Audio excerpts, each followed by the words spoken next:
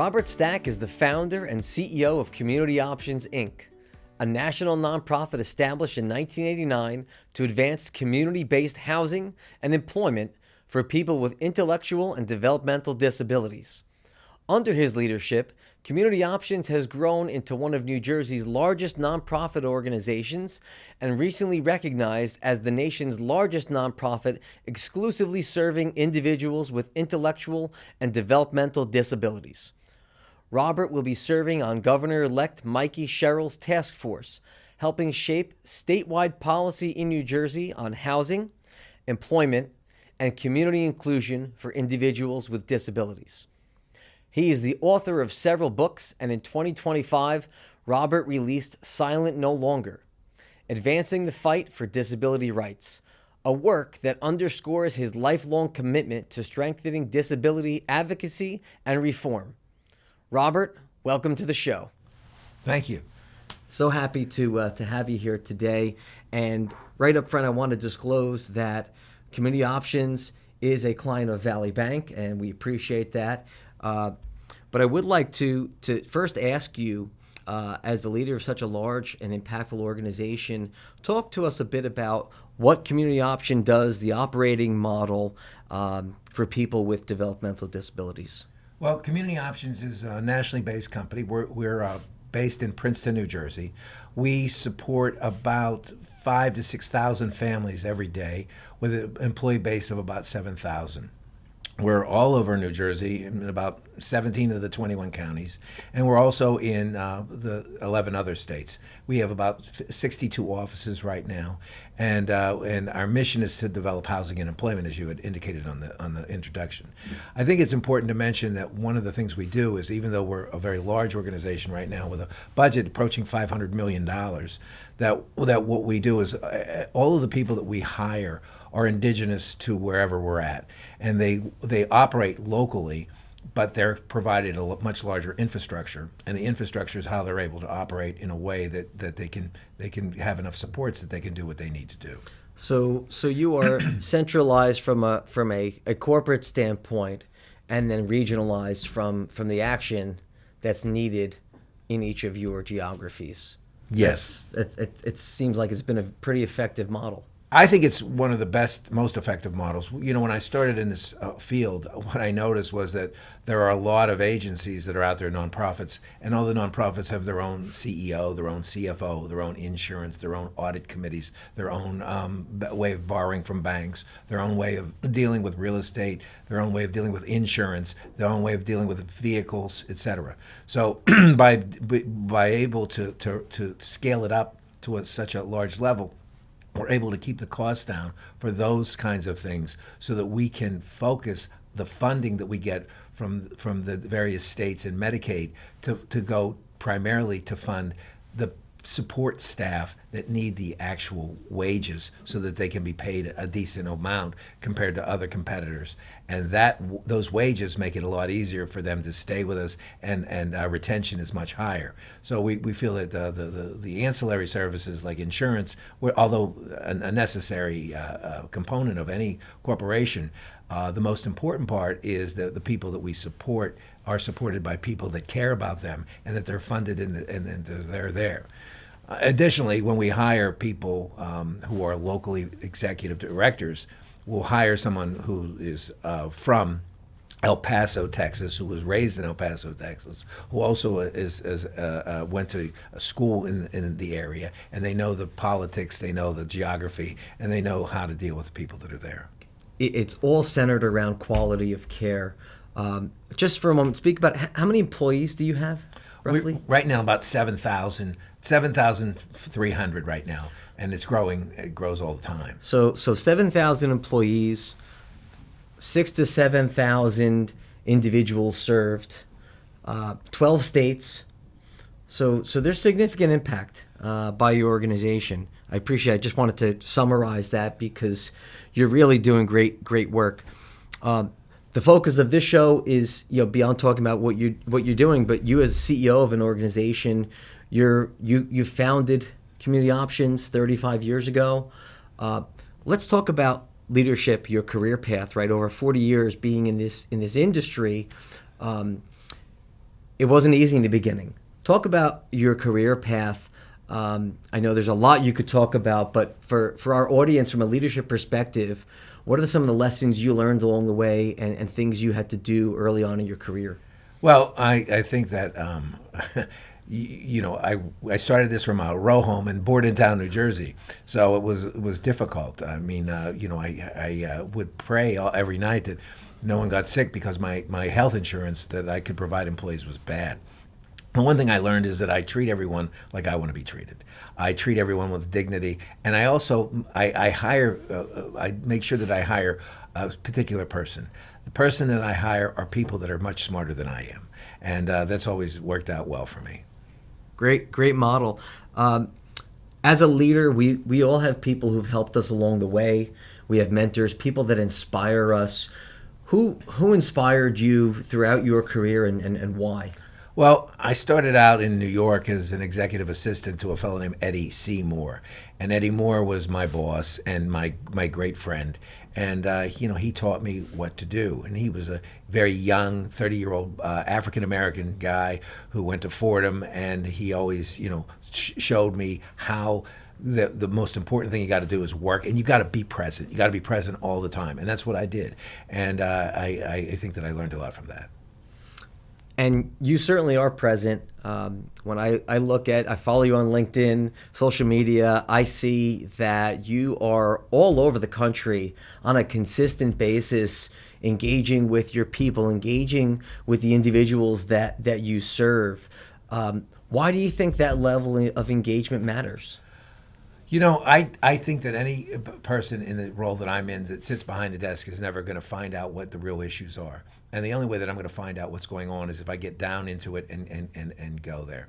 So for me to hop on a plane and go to Amarillo or to go to Salt Lake City or go to Arizona, Phoenix, and go into the houses and meet the people and meet the staff, that's the best way that I can find out what they want, what they need. And also it helps me develop things with my leadership team. I also get to see how my leadership team interacts with the direct care that they've hired, how long that they've been involved with them and what they do. And I think that it's important that you follow up with what they ask you to do, and that there's no idea that's crazy enough to throw out, and there's no idea that I won't consider. And I ask them what their opinion is. What should I do in order to make this place better? And I always ask them the same question. If you were me, what would you do? And they come up with some pretty interesting answers, and a lot of times I actually listen to them. Well, that's good that you actually do take action and listen. But some of those themes from a leadership standpoint that resonate for me, right? You said hiring people who are smarter than you. Being humble to say that, number one, is admirable, but also engaging and listening, right? Being there, being present and listening with your folks. I imagine that's helped for the retention of your employees. Yes, I'm very proud of the fact that if you look at most of my leadership team at a higher level, most of them have worked with me for 20 years, 25 years, 18 years, 16 years. Since I started the organization, I've only had 3 CFOs. My CFO now has been with me since 2013. So we do keep people around. And when they tell me, I always ask them the questions: what do you need? What can I do to make your job better? I look at my job as doing nothing more than providing them with as much information as I possibly can and allocating whatever resources they need to adequately do their job. Right. So that's a wonderful example of servant leadership. But you can only do that, it sounds like, if you're truly engaged and engaged on the ground with people. Yeah, you have to be. You have to be engaged with whoever it is and talk to the individuals, talk to the neighbors, talk to all of the individuals in the houses that we open up. We have to find out what's going on to make sure that everything that's done is done well. Now, in reading your book, and we'll talk a little bit more about the book in a few minutes, but in reading your book, there were dozens of examples of you personally being involved in receiving someone coming from a state-run institution to go into one of your community-based homes. Talk about that for a minute and why that makes impact. Yes, historically, institutions were the answer to a lot of parents' problems. If they had a son or a daughter with significant levels of autism or intellectual disabilities or cerebral palsy or any disability, they were told by a doctor that the best place for them to go was an institution. And quite frankly, when I started in the field in New Jersey alone, there were over 8,000 people living in institutions. I'm proud to tell you that right now there's less than 2,000 are living in institutions, and I'm hopeful that with a new governor that they'll take a look at whether or not that should be reduced even more. But what people go to an institution, it's what you would expect. They live in a dorm-like environment. They don't really get individualized care or individualized meals or individualized services. And when people are come out or are emancipated from an institution, we put them in a small house. And a lot of times I'll go there to meet with them. And the person that on the cover of my book is a person that came out of a place where he had been institutionalized to a point where they were using a lot of corporal sorts of punishment, and they were also using, handcuffs and leg irons and other kinds of restraints on him. And now, we don't use any of that with him at all. And so that's very, very important. He also is, so when they come out of an institution, they have a different kind of behavior, and we try to work with them to make sure that they can live in an environment that's acceptable to everyone. And we also try to find them jobs. And I think that makes a huge difference. And that's a good segue to talk a little bit about the different areas of community options. So you have group homes, you have employment, and then there's some day services for families that really need and individuals that really need some special medical attention, right? In your Red Ribbon Academies. Yes. So let's talk a little bit around the employment piece of it as the second part, and how that is one of your measures of success. Sure. We have thousands of people with disabilities that are in jobs, and they're in jobs that are, the typical job where they're in a food restaurant, and they're helping make burgers or clean them up. But they're also in very more interesting jobs. We have two people, for example, I'm very proud to tell you, in our Maryland facility, who live in Maryland, who literally work for NASA. And they work for and it's just a terrific kind of a place to go. I'm also happy to tell you that over the last several years, we were able to get a grant from the NBA Foundation, and we wrote directly to Michael Jordan when he was there, and he's not there anymore. But we were able to get grants where we get youth with disability who happen to be minorities jobs throughout the country. So they work in the Utah Jazz. They work for a lot of other basketball teams. And it's just been a phenomenal kind of way to do it. And again, parents like the fact that their sons or daughters have jobs that are in the community where they make money and they feel part of the community. We all work for money, but we also work to feel good about what we do. And we also develop relationships with others. What I've learned is that there's a direct relationship between your level of disability and your level of loneliness. And your quality of life goes up if you have more people that are your friends, more people and that you can be around to talk to on a social level. And where do you make a lot of friends? You make friends at work. So getting people with disabilities in jobs not only helps them become taxpayers rather than tax burdens, it also enables them to be in a position where they make friends with other people. Your energy is amazing. You have this CEO energy, not just when we sit here and talk, but your travels, the way you engage, the passion you have when you speak. What do you do for personal wellness? What do you attribute this energy to? It's funny. In the very, very early 2000s, I used to look at a hotel and see if it had a good bar. Now I look and see if the hotel has a good gym. And if they have a good gym, I'm much happier with that. Talking my language. Now you're talking my language. And I use the gym every day. I do weightlifting. I do some aerobics. And then we turn it into fundraisers. We have a Cupid's Chase race and Valentine's Day all over the country where everyone's going to race a 5K race, and I'll be in part of that as well. Let's make sure we have the audience hear that. Where is that held? It's held. You have to go online and look. It's called Cupid's Chase. Okay. And you get to wear a shirt that says on the back either available in certain people's case, but like in your case, Fred, it would say unavailable. Yes, thank you. My wife and kids will appreciate that. Absolutely. But we certainly look to support that and have all of our communities be part of it and feel that race. So thank you for sharing about the energy. Personal wellness is really important to me as well, to try to keep up with my things at work, my family, feel good about the way that you present and give your energy to your people and to your room, because you see when you come into a room, you lift up that room, right? You're not taxing on the room. I hope not. I hope not. I know. For example, back to the race. If you're going to be at Prospect Park, we're going to have even bagpipes. Bring all of the runners onto the field, and we're very excited about that as well. That's so much fun. And one of our last just topics when we stay in this leadership lane. What advice do you have for other nonprofit leaders as they are growing an organization? Because there's so many challenges in the nonprofit space, just from running your teams, providing the best quality service in any lanes that you're doing it, whether it's a YMCA or someone else with disabilities or other cause, donations, boards.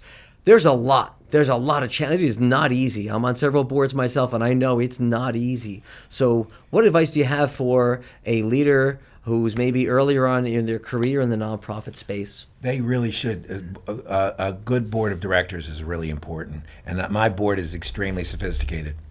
My board treasurer, for example, Mr. Buckley, he is a Citibank, Citigroup employee. He's a treasurer for them. He's our treasurer, and he's brilliant, and he also has cerebral palsy.